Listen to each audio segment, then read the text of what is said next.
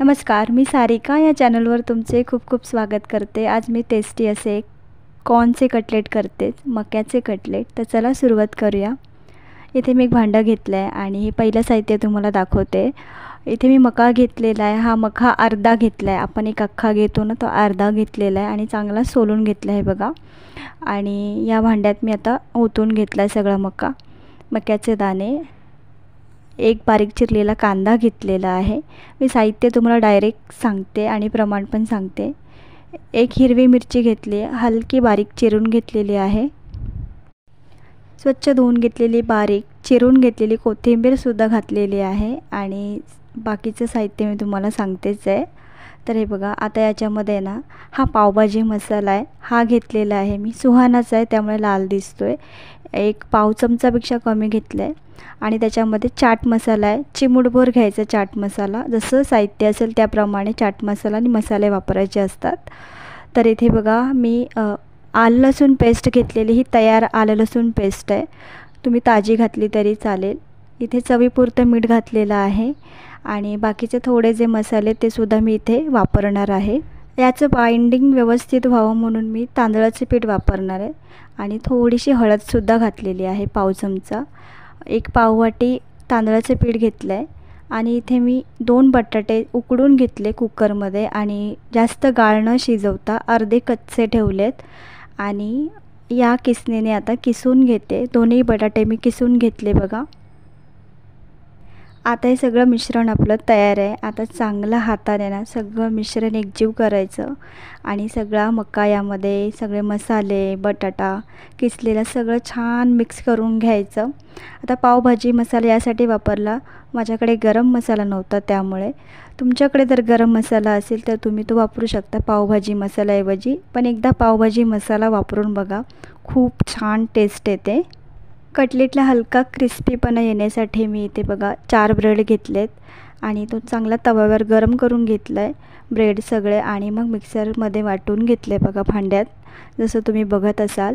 कारण हा ब्रेड ताजा आहे त्यामुळे मी फ्राय केला होता तव्यावरती। आता हे मिश्रणसुद्धा आपलं तयार आहे आणि ब्रेड क्रम्स पण तयार झालेले आहेत। तर चला कटलेट करायला घेऊया। आणि मी इथे बघा एक छोटासा मिश्रणचा आपला कटलेटचा गोळा घेतलेला आहे आणि एक कटलेट मी इथे तयार केलं आहे बघा। आणि असं मीडियमच करायचं आणि या ब्रेड क्रम्समध्ये घोळून घ्यायचं, व्यवस्थित सगळं कोट करून घ्यायचा कटलेट आणि मग बाजूला ठेवून द्यायचा। अशा प्रकारे बाकी सगळे करून घेणार आहे मी। तर हे बघा मस्त दिसतात आताच आणि खूप काही तेल लागत नाही, कमी तेलामध्ये शॅलो फ्राय करायचे आहेत आपल्याला। सगळे तयार झाले की मी तुम्हाला दाखवणार आहे। एक दुसरा कटलेटसुद्धा मी तयार करून दाखवते बघा। खूप जास्त जाड करू नका, मग जास्त तेल लागतं त्याच्यासाठी। तर हे बघा अशा प्रकारे गोल आणि चपटा करून घ्यायचा, एकसारखा करायचा आधी, कॉर्न बाहेर निघले नाही पाहिजेत। अशा प्रकारे तो सगळं दाबून चांगला एक कटलेट तयार करायचा आणि मग ब्रेड क्रम्समध्ये घोळून घ्यायचं। खूप टेस्टी होतात। तर मी 2 करून घेतलेत, आता बाकीचे करून घेते।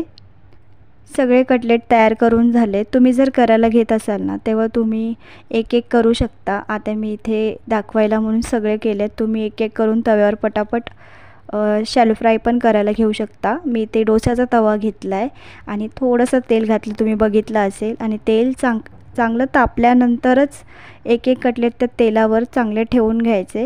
आता मधोमध तेल ते दिसत नाही आहे त्यामुळे मी तेल जिथे तिथेच ठेवते।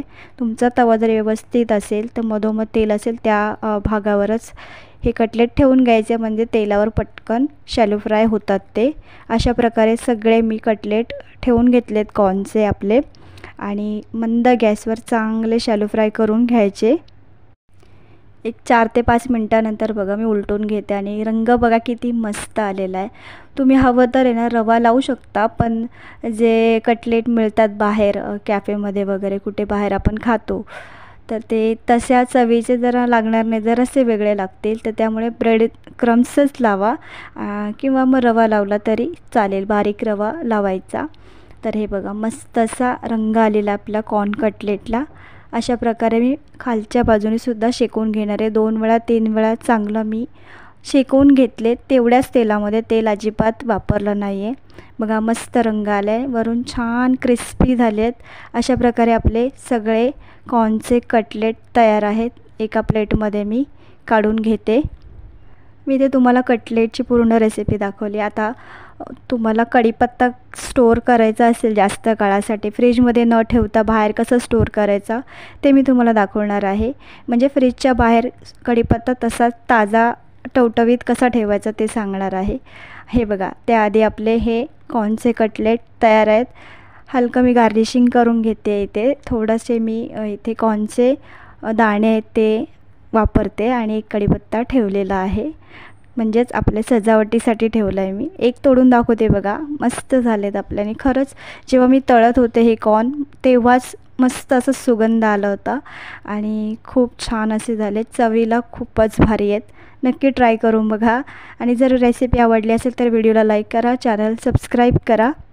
हा बघा, मार्केटमधून मी हा कढीपत्ता आणलेला, पूर्ण गुच्छच आणला होता आणि बघा असा तांब्यामध्ये ठेवायचं दाखवते तुम्हाला. पाणी घालायचं त्या तांब्यामध्ये आणि सगळा जो कढीपत्त्याचा अख्खा गुच्छ आहे तो पूर्ण त्या पाण्यामध्ये ठेवून द्यायचा. तर देठ असं